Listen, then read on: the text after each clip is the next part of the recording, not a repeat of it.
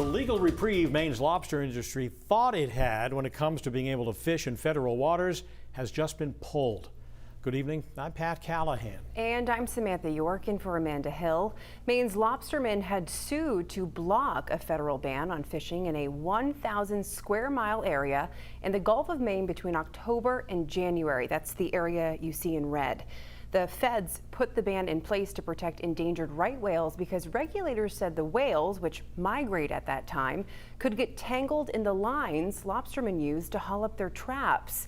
A federal judge had issued a preliminary injunction to block that ban, but the U.S. Circuit Court of Appeals has now vacated that ruling, meaning the ban is back in effect. News Center Maine's Jack Mulman is on the Portland waterfront tonight with more on what lobstermen and Maine's political leaders have to say about this ruling. Jack?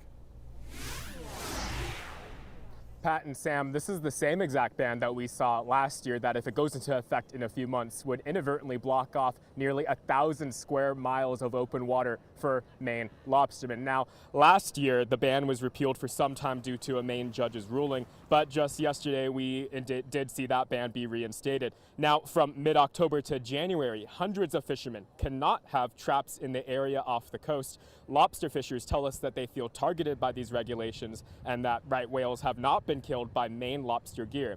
I talked with Matt Donnell, who is a lobsterman out of York. He says the closure will condense the number of fishermen and make them lose money.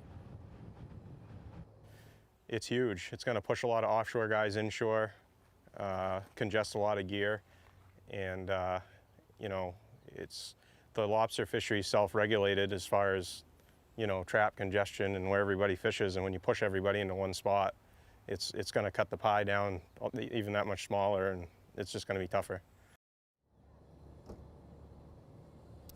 Yeah, so all day today we've been seeing reaction from local and state leaders. They are all speaking out. The commissioner of the Maine Department of Natural Resources says it's not surprising to see this closure be reinforced, but they will remain focused on ensuring the best possible outcome is in favor of the lobster industry. And Governor Janet Mills, U.S. Senators Collins and King, and Representatives Pingree and Golden issued a joint statement saying Maine's lobstermen have been unfairly targeted by this decision, which they say is misguided. Meantime, Bruce Poliquin, who is running against Jaron Golden for his congressional seat, agrees and says Maine's fishermen have ran the lobster industry sustainably on their own, and that ban whittles away at Maine fishing careers. Now, lobstermen tell me that their peak season goes until about December, which is a few months into when this ban would take place, which means that they may be losing out on some very important money. Now, environmental advocates who are proponents of this ban say that the only way that fishermen and right whales can coexist is if we invest in future technologies such as buoy-powered traps, which don't rely on ropes.